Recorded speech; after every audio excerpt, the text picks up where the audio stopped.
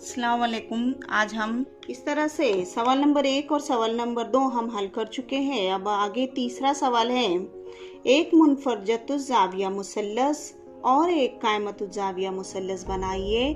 दोनों मुसल्लसों के ज़ावियों के नासिफों का नुक्ते तराकिस खींचिए। बताइए हर मुसल्लस का नुक्ते तराकिस कहाँ है। यहाँ पर इस सवाल में हमको दो सवाल एक साथ दिए गए हैं। जैसे पहला है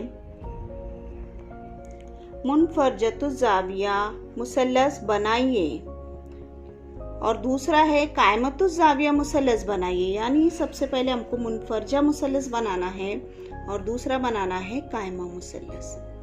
और दोनों मुसल्लसों के ज़ावियों के नासिब यानी मुसल्लस बन जाने के बाद हर ज़ाविये का नासिब हमको खींचना है। जैसे हमने पिछले सवाल में किए थे, एक ज़ाविये का नासिब खींचे थे, लेकिन यहाँ पर हमको हर ज़ाविये का नासिब बनाना है।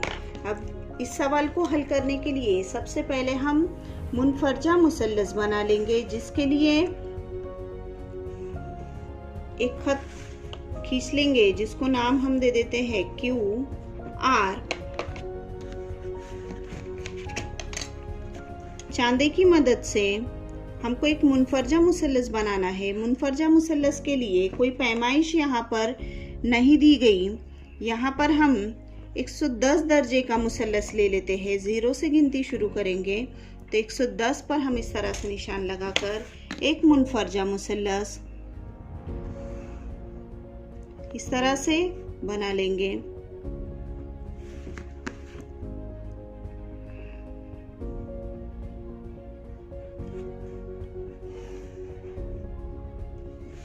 इस तरह से मुनफरजा मुसल्लस तैयार हुआ, जिसको हम इस तरह से नाम देते थे PQR।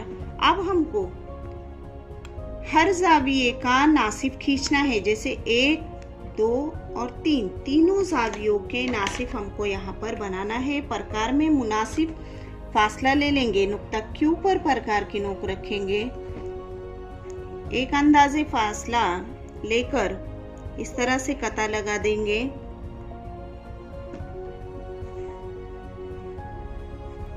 और उसको पट्टी की मदद से नुक्ता Q को जोड़ देंगे।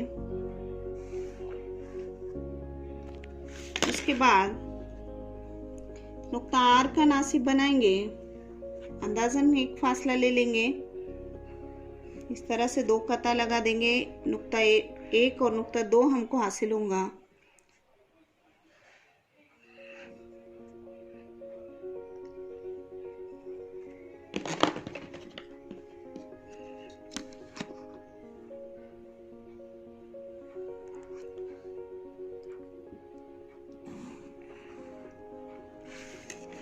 अब अगला है नुक्ता P का भी नासिब खींच लेते हैं।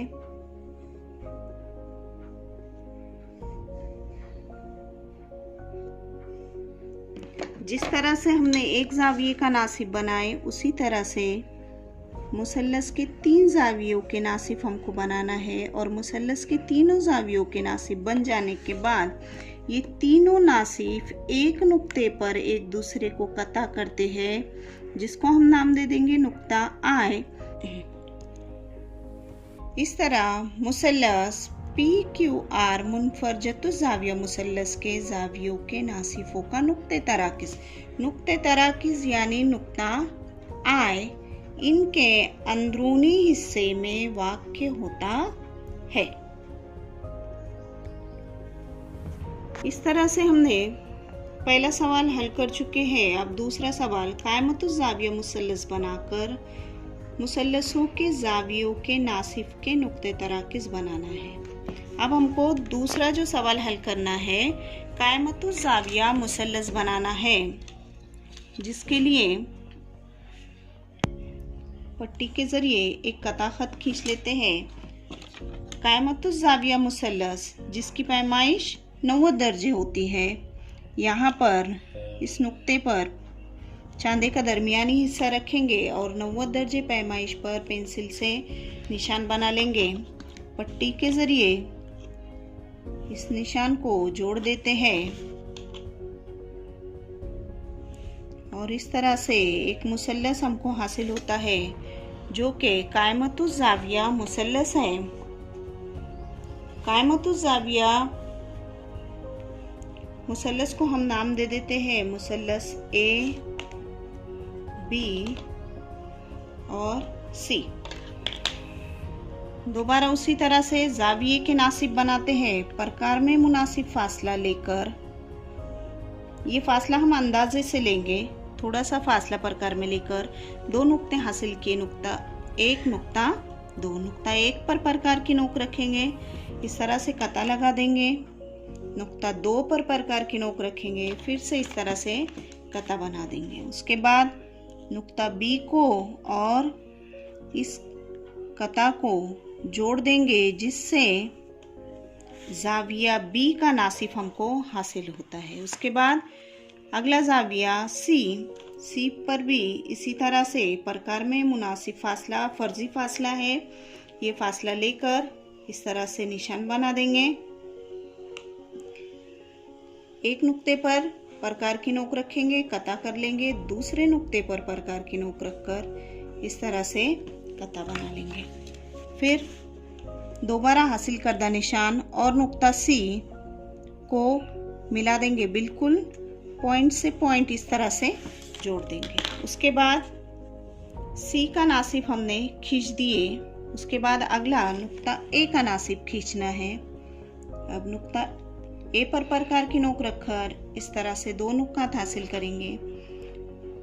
नंबर एक पर प्रकार की नोक रखकर कता लगा देंगे।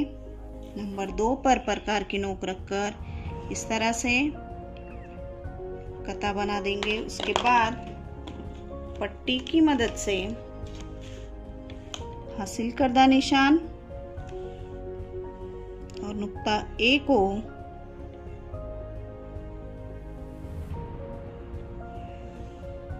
जोड़ देंगे और जोड़ने के बाद ये जो दरमियानी नुक्ता हासिल हो जाता है उसको नाम दे देंगे हम आई। अब यहाँ पर कायमतुज़ ज़ाविया मुसल्लस के तीनों ज़ावियों के नासिफ का नुक्ते तराकीज़ उनके अंदर वाक़ होता है। मुसल्लस ए बी सी कायमतुज़ ज़ाविया मुसल्लस के ज़ावियों के नासिफों का नुक्ते तराकीज़ उनके अंदरून में वाक़ होता है।